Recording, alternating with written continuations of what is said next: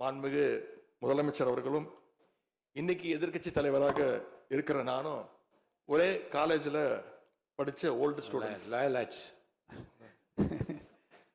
ஒரே காலேஜில் நாம் படிச்சிருந்தாலும் அரசாங்கத்தை நடத்துறதுல திமுக தான் சீனியர் பேட்ச். அது உங்களுக்கு தெரியும். 1967 ஆட்சிக்கு வந்தது திமுக தான். நாங்கள் தான் சீனியர்ஸ். அந்த அடிப்படையில் எங்களுடைய நாலேஜையும் எக்ஸ்பீரியன்ஸையும் நாங்கள் ஷேர் பண்ணிக்க ரெடியாக இருக்கோம். அதை ஏற்றுக்க நீங்களும் தயாராக இருங்க. ஏன்னா நமக்கு எப்பவுமே தமிழ்நாட்டு மாநிலத்துடைய நலன்தான் மிக மிக முக்கியம். மாண்பு பேரவைத் தலைவர் 17வது சட்டமன்ற பேரவையின் எதிர்க்கட்சி தலைவராக எனது முதல் உரை இது. பகுத்தறிவு பகலவன் தந்தை பெரியார், தமிழ்நாட்டுடைய தலைமகன் பேரறிஞர் அண்ணா, நவீன தமிழ்நாட்டுடைய சிற்பி முத்தமிழர் டாக்டர் கலைஞர்,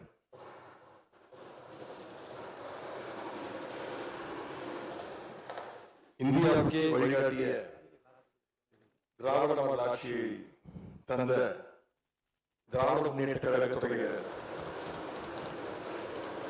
தலைவர் திரு முத்துவேல் கருணாநிதி ஸ்டாலின் என எங்களுடைய தலைவர்களை எல்லாம் வணங்கி என்னுடைய உரையை துவங்குகின்றேன்.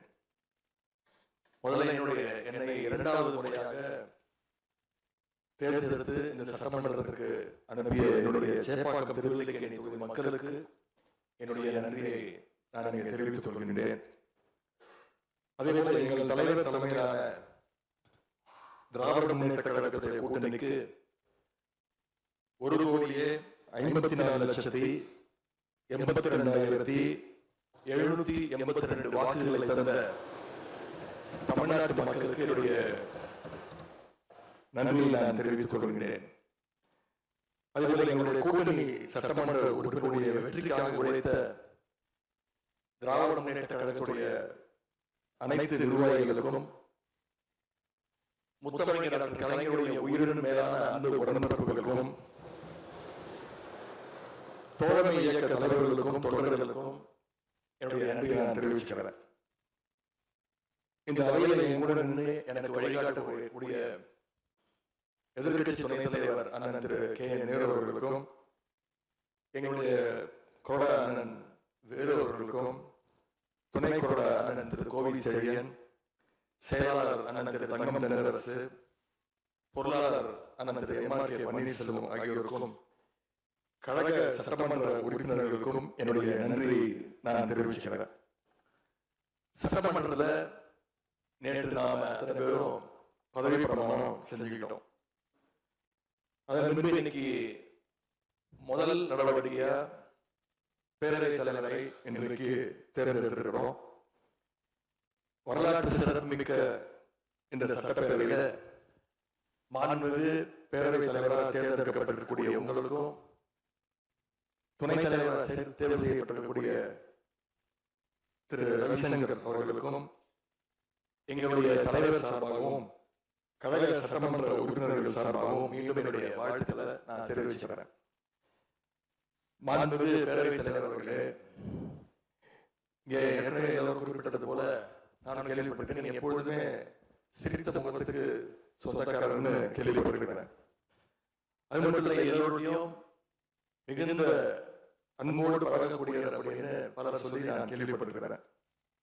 இதே சட்டப்பேரவையில 1980ஆம் ஆண்டு தேர்தலையும் 2011 சட்டமன்ற தேர்தலையும் நீங்க வெற்றி பெற்று ஒரு சிறந்த சட்டமன்ற உறுப்பினராக நீங்க பணியாற்றி இருக்கிறீங்க. எனவே பேரவையுடைய மரபுகளும் விதிகளும் உங்களுக்கு புதுசு கிடையாது.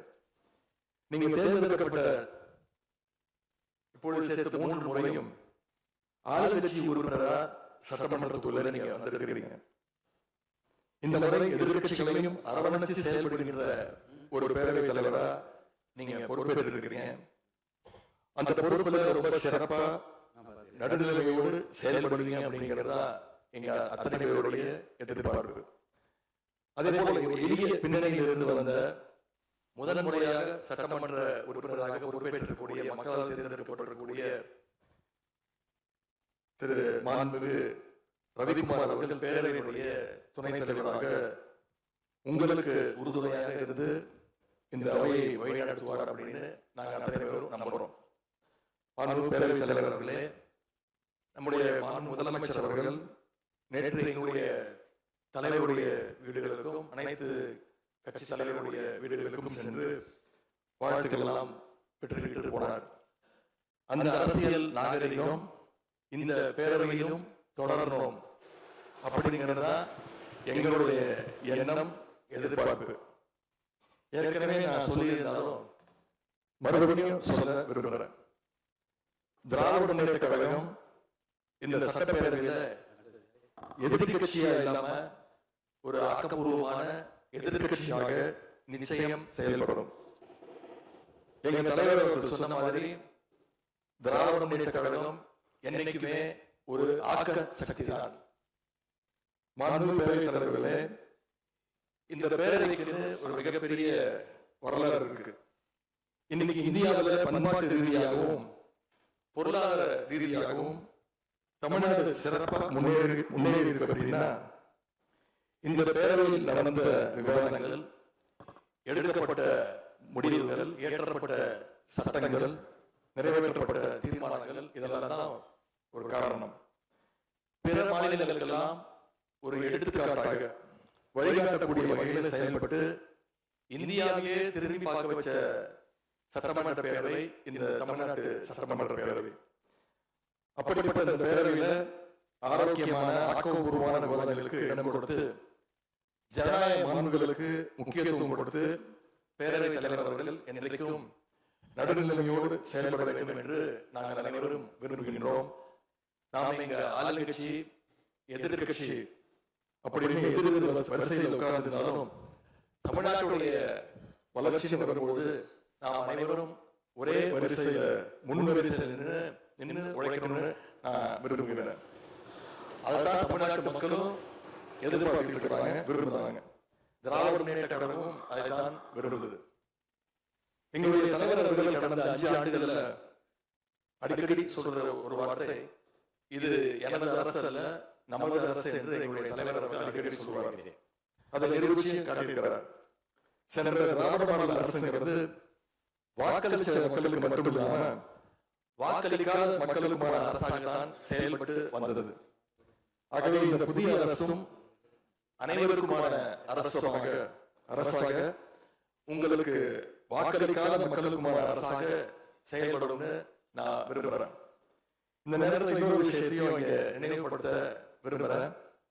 மாண்புமிகு பேரவைத் தலைவர் அவர்களும் மாண்புமிகு முதலமைச்சர் அவர்களும் இன்னைக்கு எதிர்கட்சி தலைவராக இருக்கிற நானும் ஒரே காலேஜ்ல படிச்ச ஓல்ட் ஸ்டூடெண்ட்.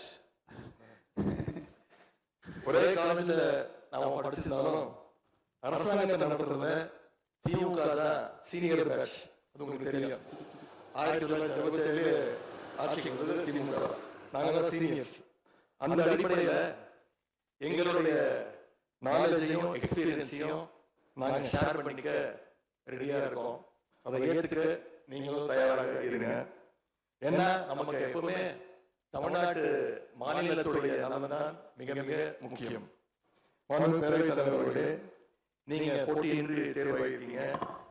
மாண்புமிகு முதலமைச்சரும் எதிர்கட்சி தலைவரான நானும் உங்களை அவை முன்னவரும் இந்த இருக்கையில உட்கார வச்சிருக்கிறோம். இன்னைக்கு உங்க கையை பிடிச்சி அழைச்சிட்டு வந்து உட்கார வச்சிருக்கிறோம். இனி எங்க 2 தரப்பையும் நீங்க தான் கையை பிடிச்சி அரவணைச்சு கோவம் இல்லாம கோவப்படாம, நீங்க கோவப்பட மாட்டீங்கன்னு தெரியும். உங்களை கோவப்படுத்துற மாதிரி இந்த செயலை நான் செய்ய மாட்டோம். சட்டமன்ற ஜனநாயகத்துல ஆளுங்கட்சி காதுகளாகவும் எதிர்கட்சி குரலாகவும் இருக்க வேண்டும். அதுலதான் இந்த அவையுடைய பெருமை நிச்சயம் அடங்கி இருக்கு. பொதுவா இதுக்கு முந்தைய சட்டமன்ற பேரவை எடுத்துக்கிட்டா ஆளுங்கட்சி வரிசையில அதிக உறுப்பினர்களும் எதிர்கட்சி வரிசையில அதை விட குறைவான உறுப்பினர்களும் இருப்பாங்க. ஆனா இந்த முறை கிட்டத்தட்ட ஆளுங்கட்சிக்கு இணையான எதிர்கட்சி வரிசை வலிமையா இன்னைக்கு அமைஞ்சிருக்கு. அதுதான் இந்த பேரவையுடைய இன்னொரு கூடுதல் சிறப்பு. இதன் மூலமா தமிழ்நாட்டு மக்கள் ஒரு முக்கியமான செய்தியை நமக்கு சொல்லி இருக்கிறாங்க. அது என்னன்னா, எதிர்கட்சி வரிசை மிக மிக வலிமையாக இருந்து இந்த அரசை, புதிய அரசை வழிநடத்தணும், ஆக்கப்பூர்வமான விமர்சனங்களை முன்வைக்கணும் அப்படின்னு மக்கள் நமக்கு சொல்லி இருக்கிறாங்க. நான் நம்புறேன். ஆகவே மக்களுடைய எண்ணத்தை பிரதிபலிக்கிற மாதிரி எங்களுடைய பணிகள் நிச்சயம் இருக்கும். மாண்புமிகு பேரவைத் தலைவர்களே, இந்த அரசு பொறுப்பேற்ற நிகழ்ச்சியில் நடந்த ஒரு நிகழ்வை இங்க நான் சுட்டிக்காட்ட விரும்புகிறேன். ஏற்கனவே சுட்டிக்காட்டிருக்காங்க. அந்த நிகழ்ச்சியில தமிழ்தாய் வாழ்த்து 3வது இடத்துக்கு தள்ளப்பட்டிருக்கு. இது தமிழ்நாட்டு மக்கள் மத்தியில மிகப்பெரிய ஒரு கோபத்தையும் அதிர்ச்சியையும் ஏற்படுத்தி இருக்கு. அதை எதிர்கட்சிகள் எல்லோரும் விமர்சிச்சிருக்கிறோம். அதுக்கு ஆளுங்கட்சியும் ஒரு விளக்கத்தையும் கொடுத்திருக்கிறாங்க. நான் பார்த்தேன். எங்களோட கருத்து என்ன அப்படின்னா, பாஜக ஆட்சிக்கு வந்திருக்கக்கூடிய மேற்கு வங்க மாநிலத்துல பதவியேற்பு நிகழ்ச்சியின் போது வந்தே மாதரம் பாட்டு பாடப்படல. ஆனா இங்க தமிழ்நாட்டுல அது பாடப்பட்டிருக்கு. மேற்கு வங்கத்துல இன்னைக்கு யாரு ஆளுநரா போய் உட்கார்ந்து இருக்காங்க அப்படின்னு உங்க அத்தனை பேருக்கு தெரியும். சொல்ல வேண்டிய அவசியம் இல்லை. அவர் இங்க ஆளுநரா இருந்தப்போ தமிழ்நாடு சட்டமன்ற பேரவையில தமிழ்தாய் வாழ்த்துக்கு முன்னாடி தேசிய கீதம் பாடணும்னு பேரவையினுடைய மரபையே மாற்ற சொன்னவர் தான் இன்னைக்கு மேற்கு வங்கத்தில் ஆளுநராக இருக்கிறார். அதை நாங்க உறுதியா எங்களுடைய தலைவர் அப்போதைய முதலமைச்சர் உறுதியா மறுத்தார். அதனால 2023ஆம் ஆண்டு முதல் தொடர்ந்து 3 வருஷம் அவர் பேரவையிலிருந்து வெளிநடப்பு செஞ்சு போன காட்சிகளை எல்லாம் நீங்களும் பார்த்துருப்பீங்க. இதன் மூலமா நாங்க சொல்ல வர்றது, அடுத்து விரைவிலேயே இந்த பேரவையில ஆளுநர் உரை நிகழ்த்திருக்கிறார். ஆகவே ஏற்கனவே உங்களுடைய அரசுடைய பதவியேற்பு விழாவில் நடந்த அந்த சம்பவம், அந்த தவறு மீண்டும் இந்த பேரவையில நடப்பதற்கு நீங்க அனுமதிக்கக்கூடாது. நாங்கள் அனுமதிக்க மாட்டோம். பேரவையில் மட்டுமல்ல, தமிழ்நாட்டில் நடக்கக்கூடிய எந்த நிகழ்ச்சியாக இருந்தாலும் சரி, அரசு நிகழ்ச்சியாக இருந்தாலும் சரி, எந்த நிகழ்ச்சியாக இருந்தாலும் சரி, தமிழ்தாய் வாழ்த்து என்றைக்கும் 2வது இடத்திற்கு நாம தள்ளி போகக்கூடாது. இந்த அரசு அதற்கு அனுமதிக்கக்கூடாது என்று நான் இங்கே கேட்டுக்கொள்கிறேன். ரொம்ப விழிப்போடு இருந்து நம்முடைய உரிமையை மரபை பாதுகாக்கணும்னு உங்களை எல்லாம் வலியுறுத்தி நான் கேட்டுக்கொள்கிறேன். மாண்புமிகு பேரவைத் தலைவர்களே, வண்டிக்கு பிரேக் எப்படியோ, ஒரு காலைக்கு மூக்கனாங்கயிறு எப்படியோ, அப்படிதான் ஆளுங்கட்சிக்கு எதிர்கட்சி அப்படின்னு பேரறிஞர் அண்ணா அவர்கள் நமக்கு சொல்லியிருக்கிறார். ஆகவே பேரறிஞர் அண்ணா சொன்ன வழியில ஆளுங்கட்சியுடைய செயல்பாட்டை உற்று நோக்கி உங்களுடைய நிறைகளை, குறைகளை சுட்டுக்காட்டுகின்ற ஒரு ஆக்கப்பூர்வமான எதிர்கட்சியாக நாங்கள் நிச்சயமாக செயல்படுவோம். இந்த அவைக்கு புதியவங்க, ஃபர்ஸ்ட் டைம் எம்எல்ஏஸ் நிறைய பேர் வந்திருக்கிறீங்க. அதில் மிகுந்த மகிழ்ச்சி. அதே போல ரொம்ப வருடங்களுக்கு பிறகு நிறைய பெண் சட்டமன்ற உறுப்பினர்கள் இங்க இடம்பெற்றிருக்கிறீங்க. அதுல எங்களுக்கு கூடுதல் மகிழ்ச்சி. அத்தனை பேருக்கும் மீண்டும் என்னுடைய வாழ்த்துக்கள். தமிழ்நாட்டுடைய உரிமைகளுக்காகவும் வளர்ச்சிக்காகவும் நாம எல்லாரும் சேர்ந்து ஒன்னா பயணிப்போம். எது எப்படியானாலும் திராவிட இயக்கத்தினுடைய அடிப்படை கொள்கைப்படி எல்லோருக்கும் எல்லாம் கிடைக்கிறதை உறுதி செய்கின்ற வகையில எதிர்கட்சி வரிசையில் இருந்து நாங்கள் நிச்சயம் செயல்படுவோம். நடந்து முடிந்த தேர்தலில் ஆட்சி அமைப்பதற்கான பெரும்பான்மையை ஆளுங்கட்சிக்கு மக்கள் வழங்காமல் போனாலும் திராவிட முன்னேற்ற கழகத்துடைய தலைமையில் தேர்தலை சந்திச்சு வென்ற தோழமை இயக்க சட்டமன்ற உறுப்பினர்களுடைய ஆதரவோடு ஆட்சி அமைத்திருக்கக்கூடிய புதிய அரசிற்கும் முதலமைச்சர் அவர்களுக்கும் என்னுடைய வாழ்த்துக்களை நான் மீண்டும் தெரிவித்துக் கொள்கிறேன். மாண்புமிகு பேரவைத் தலைவர் அவர்களுக்கும் பேரவை துணைத் தலைவர் அவர்களுக்கும் என்னுடைய நன்றி. உங்களுடைய பணிகள் சிறக்கட்டும். மீண்டும் என்னுடைய வாழ்த்துக்களை தெரிவித்துக் கொள்கிறேன். நன்றி, வணக்கம். வெல்க தமிழ், வாழ்க தமிழ்நாடு. மக்களை பிரிக்கும் சனாதனம் நிச்சயம் ஒழிக்கப்பட வேண்டும். நன்றி, வணக்கம். மாண்புமிகு முதலமைச்சர்